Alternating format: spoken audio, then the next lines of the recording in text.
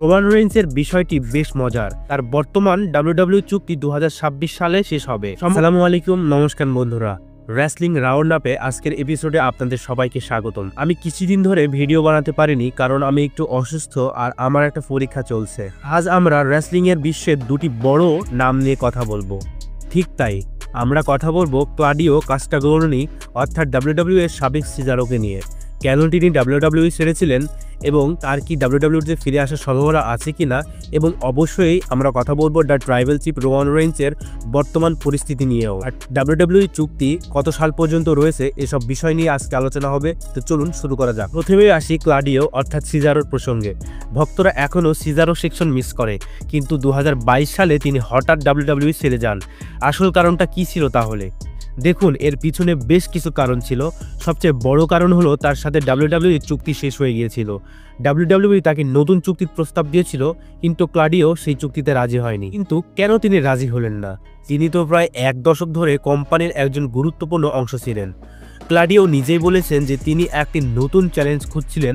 তিনি অনুভব করেছিলেন যে একজন পারফরমার হিসাবে তার আরও উন্নতি করার জন্য নতুন একটি পরিবেশ দরকার। এখনও শোনা যায় যে ডাব্লিউডাব্লিউ তাকে যেভাবে ব্যবহার করা হয়েছিল, বিশেষ করে তাকে মেইন ইভেন্টে পুশ না দেওয়া, এর কারণে তিনি অসন্তুষ্ট ছিলেন। এখন সবচেয়ে বড় প্রশ্ন হলো ক্লাডিও কাস্টাগোনি মানে সিজারো কি কোনোদিন ডাব্লিউডাব্লিউতে ফিরবেন? এই মুহূর্তে যদি বলেন তাহলে এর উত্তর হলো না।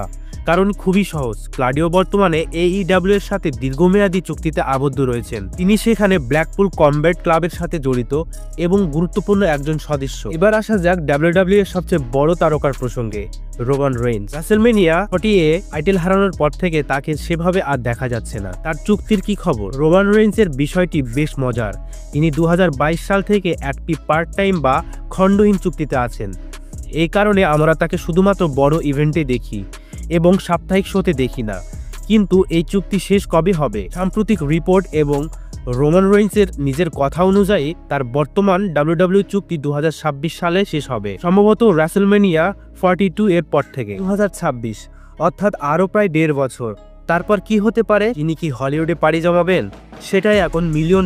হতে পারে তিনি ডাব্লিউডাব্লিউ এর সাথে আরও একটি নতুন, আরও কম ম্যাচের পার্ট টাইম চুক্তি করবেন, অথবা তার কাজিন দ্য রক এর সাথে পুরোপুরি হলিউডে মিশবেন। 2026 সাল রেসলিং ফ্যানদের জন্য খুবই গুরুত্বপূর্ণ হতে চলেছে। তাহলে এই ছিল আজকের বড় আপডেট। ক্লাডিও মানে সিজারো আপাতত AEW থাকছেন এবং রোমান রেইন্সের চুক্তি সম্ভবত 2026 সালে শেষ হতে চলেছে।